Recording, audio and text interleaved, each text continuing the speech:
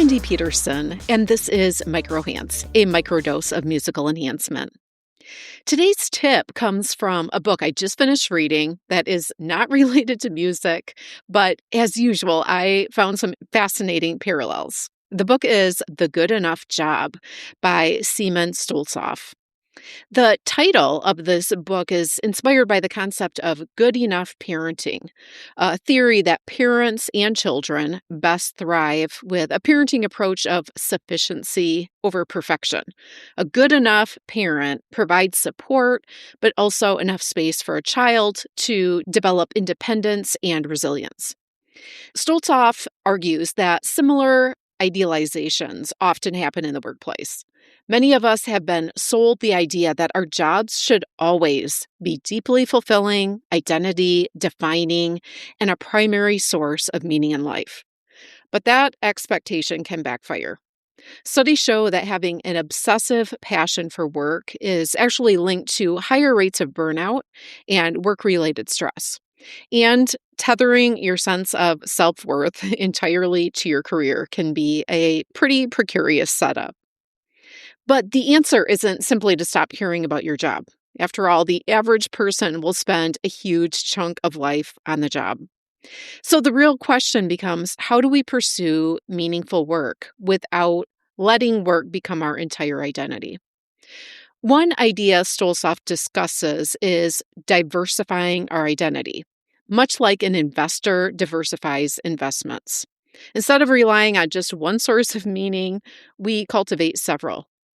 And this is where music can play such an important role. A musical hobby, playing piano, singing in a choir, drumming, songwriting, or simply learning an instrument later in life, gives you another dimension of identity. You're not just a manager, teacher, engineer, or entrepreneur. You're also a musician. Psychological research supports the value of this kind of self-complexity.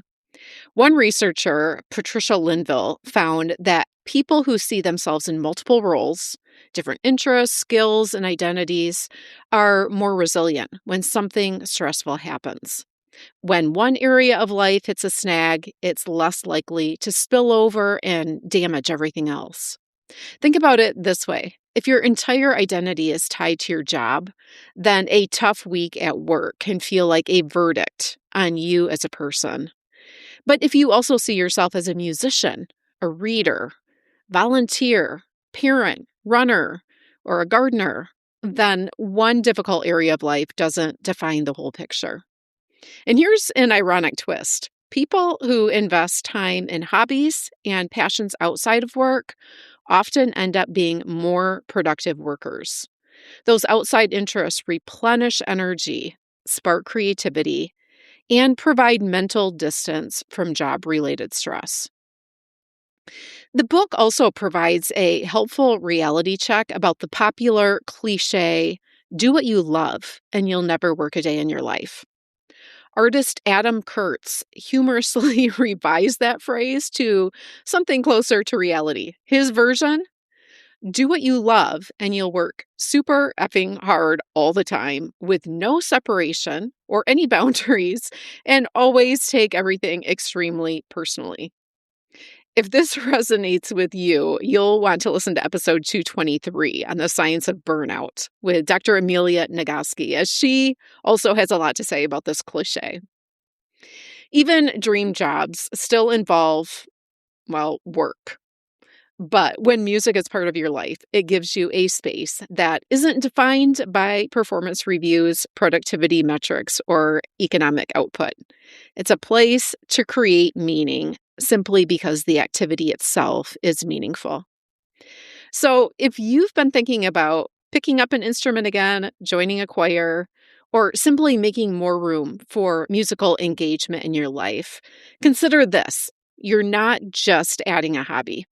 You're diversifying your identity, strengthening your resilience, and maybe even becoming better at your day job.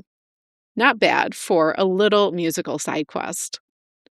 I'm Mindy Peterson, and I hope this inspires you to enhance your life with music.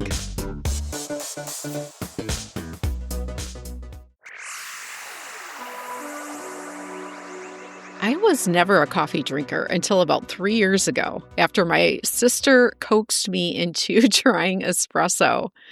I have to admit, I loved that caffeine boost and the strong flavor of espresso. But I saw that people who drank it every day didn't even feel that caffeine boost anymore, and they felt horrible and got headaches if they didn't have their morning caffeine. So I let myself have espresso a few days a week, and I went in search of a morning beverage for the rest of the days, something that would still boost my mental clarity and energy. I was thrilled when I discovered Mud Water. It was created by an artist and dad who used to be addicted to coffee. He started to blend mushrooms like lion's mane, cordyceps, reishi, and chaga with superfoods and spices. I've become a huge fan of the original masala chai, a blend that supports gut health and immune function, along with energy and focus.